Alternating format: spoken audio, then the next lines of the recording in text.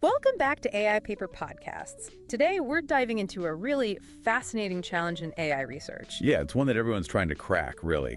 How do we build multi-agent systems that aren't just, following orders? Exactly. Systems that can actually adapt, learn, collaborate almost seamlessly, especially when things get messy and unpredictable out there in the real world. It's kind of the holy grail for distributed AI. And, well, we've got a paper today that offers a pretty compelling answer, I think. We do. We're looking at Aime, towards fully autonomous multi-agent framework from researchers at ByteDance. Let's jump right into the 1-minute summary for everyone. Okay, so the core problem Aime tackles is the limitation of the usual plan and execute approach for these multi-agent systems. Right, the standard way. Yeah, and it suffers from rigid plans, agents that can only do what they were initially built for, and honestly, pretty inefficient communication. Those are the real weak spots. They hinder adaptability, robustness, basically the things you need for true autonomy. Precisely. So Aime flips the script. It introduces this really fluid, adaptive architecture. Key parts are a dynamic planner, an actor factory, which is cool, makes agents on demand, and a central progress management module to keep everything coordinated. And the big achievement. Why should you care? Well, it works. Empirically, Aime consistently outperforms specialized state-of-the-art agents on tough benchmarks. Yeah. We're talking general reasoning like GAIA, Yeah. software engineering like SWE Bench, even live web navigation like Web Voyager. And importantly, using the same base LLM for a fair fight. Absolutely. So for you, maybe you're an AI researcher, an ML engineer, this is kind of a shortcut to understanding how Aime is building a more resilient foundation for multi-agent teamwork. It's about tackling complex problems with way more flexibility. Okay, that's our quick overview.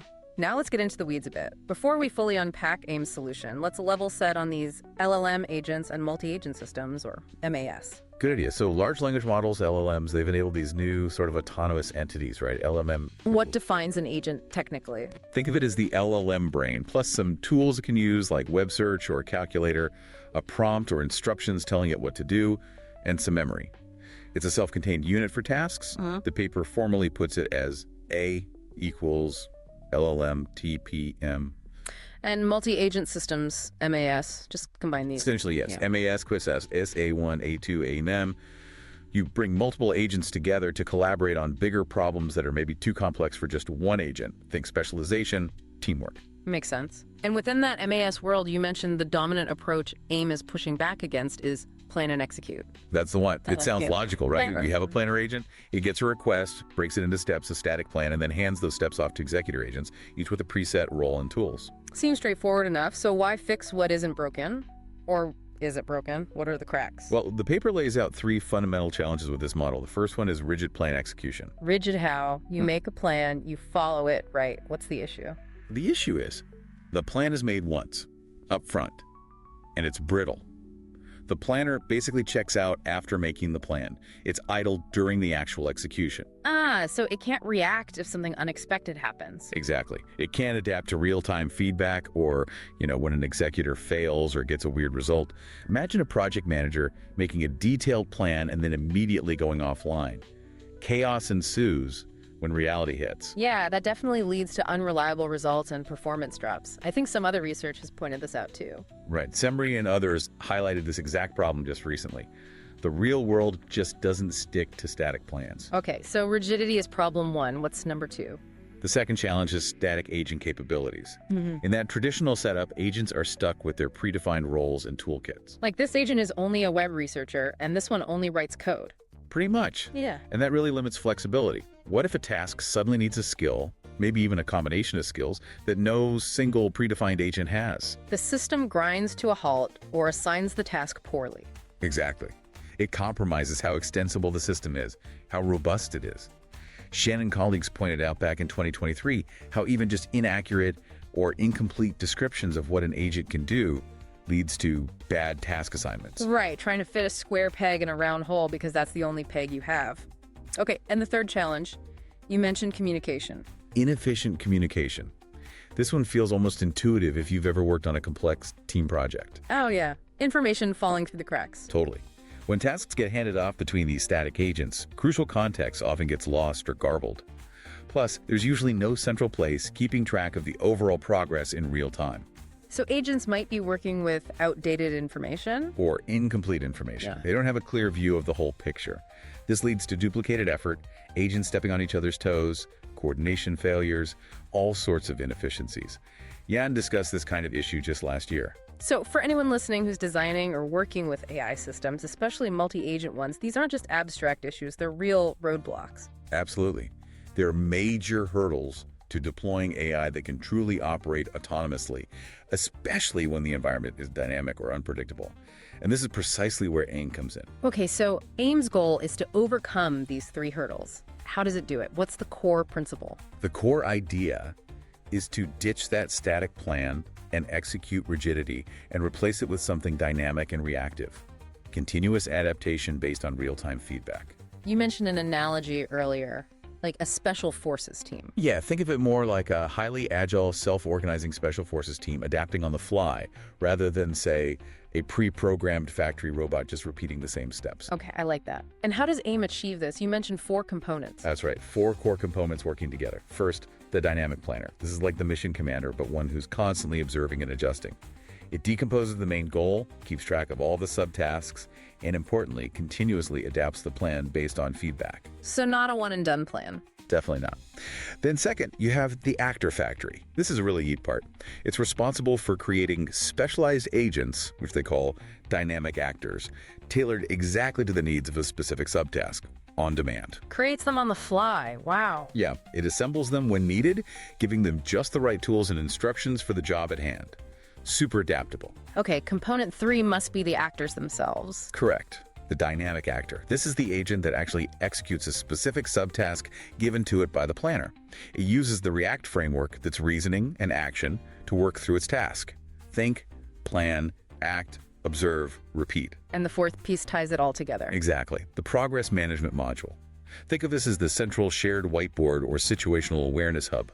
It holds the structured task list, tracks the real-time status of everything. It's the single source of truth that keeps everyone coordinated, especially the dynamic planner. Got it. Planner, factory, actor, and the progress module. Let's walk through how they actually interact. The paper has a figure 1, that shows this workflow, right? Like an iterative dance. That's a good way to put it. It's a cycle. It kicks off with step 1, task decomposition. A user gives a request. Let's use their example. Make a trip plan. Okay. The dynamic planner gets this. It doesn't just hand it off. It breaks it down into a structured plan of, say, subtasks. Research top attractions, investigate transport, find hotels. And as it does this, it populates the progress management module with this initial plan structure. So the plan exists centrally now. What's next? Step 2, subtask dispatch. The dynamic planner looks at the current plan in the progress module and identifies the next subtask that's actually ready to be worked on. Maybe it's research top attractions. It then sends the details of the specific subtask to the actor factory.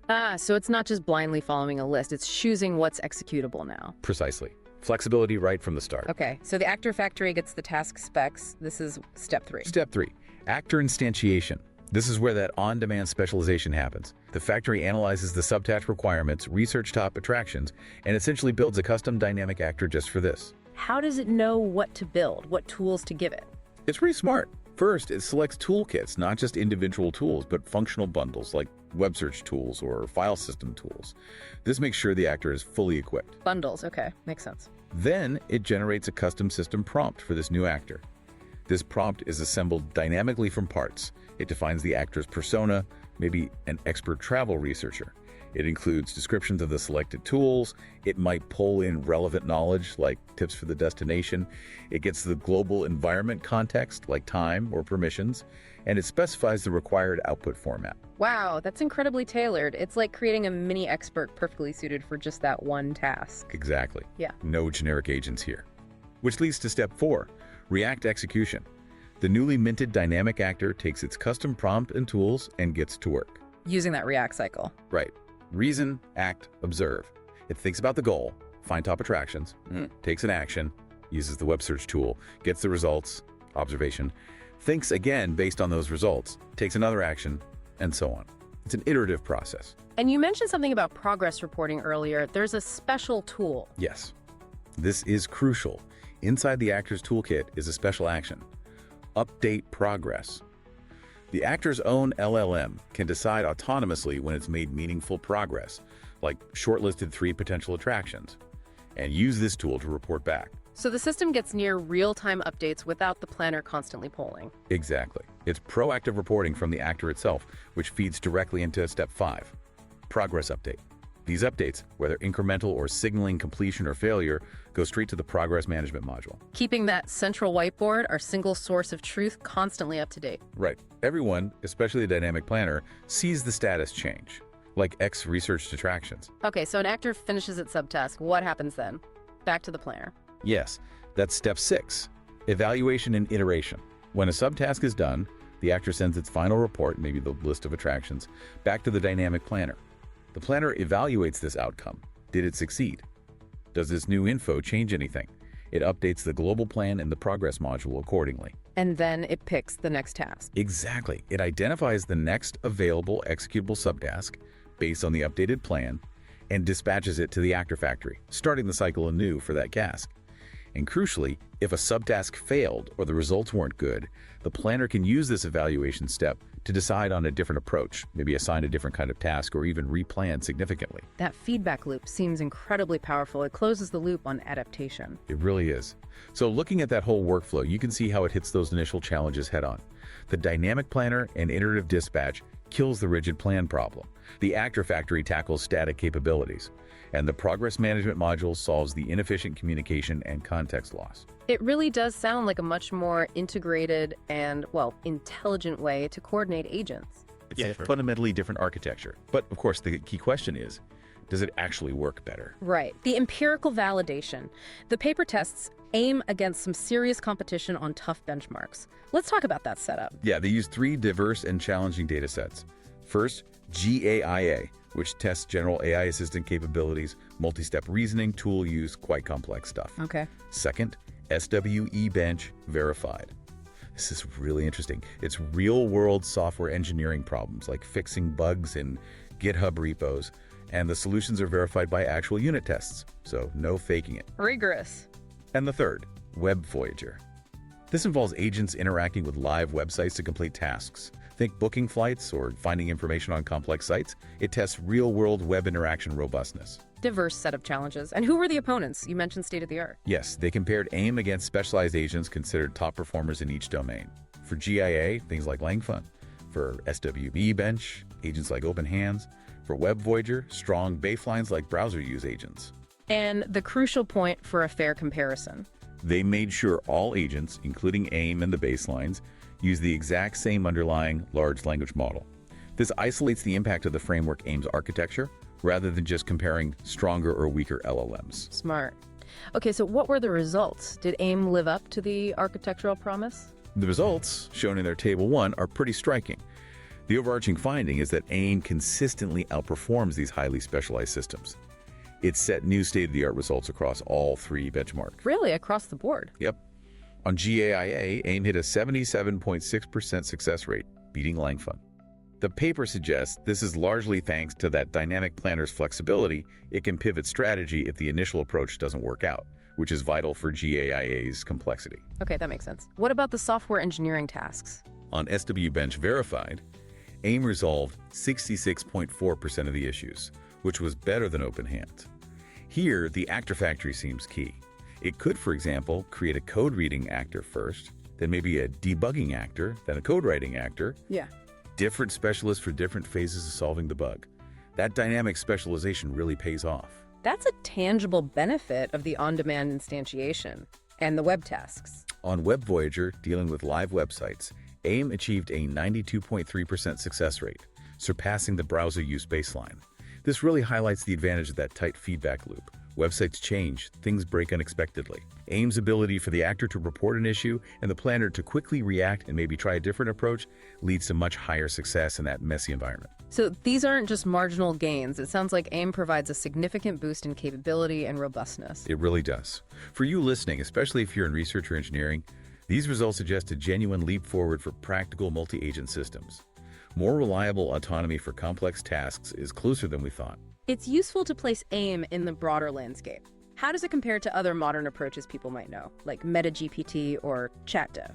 Right. So systems like MetaGPT and ChatDev often use role-based collaboration. They simulate human teams, like a software company with predefined roles, CEO, coder, tester. It's clever, but they often still suffer from somewhat static workflows and agent capabilities. They aren't quite as dynamically adaptive during the task execution itself. Okay, so less reactive in the moment. What about systems that try to design the best agent architecture beforehand? Things like AOP or AFlow. Yeah, that's another interesting line of research: automated agent architecture design. These systems try to figure out the optimal static structure or workflow before the task even starts. The problem is they optimize for a predicted scenario. If the real situation unfolds differently, that pre-optimized static design can still be brittle. So Aime's edge is its real-time adaptation. Exactly. Its core innovation is that dynamic adaptation during execution. It uniquely marries the reactive dynamic planner with the on-the-fly specialization of the actor factory. It provides that adaptability without needing a massive upfront computation to try and predict the perfect static design. It's more practical, more resilient. So summing it up, Aime isn't just another framework iteration, it feels like a more fundamental shift. I think so. It's moving away from those predefined, rigid structures towards something genuinely more adaptive and, well, autonomous, like those special forces teams we mentioned, able to react and reorganize as the situation demands. Let's recap the key takeaways then. Aime, with its dynamic planner, actor factory, and progress management module, directly tackles those core weaknesses of traditional MAS. The rigid plans, the static agent roles, the poor communication. And the result seems to be significantly better adaptability and higher task success rates demonstrated across diverse and difficult benchmarks. And the research isn't finished. The authors mention future directions. Yeah, they want to enhance scalability, make it work smoothly with even larger teams of agents. And also, really interestingly, empower agents to autonomously learn or acquire new capabilities, reducing the need for humans to predefine all the possible tools. Imagine agents figuring out they need a new skill and somehow acquiring it. That's heading towards truly autonomous learning systems. Okay, so to leave our listeners with something to think about. As you mull over Aime's implications, consider this. What complex real-world problems in your field could be tackled by teams of AI agents that are truly autonomous and self-adapting? Think about advanced R&D, complex system design, maybe even scientific discovery. How could this dynamic reactive framework fundamentally change how we approach those challenges using AI? Definitely worth exploring the paper for more details. Absolutely. That's all the time we have for this AI Paper podcast. Thanks for tuning in. Thanks, everyone.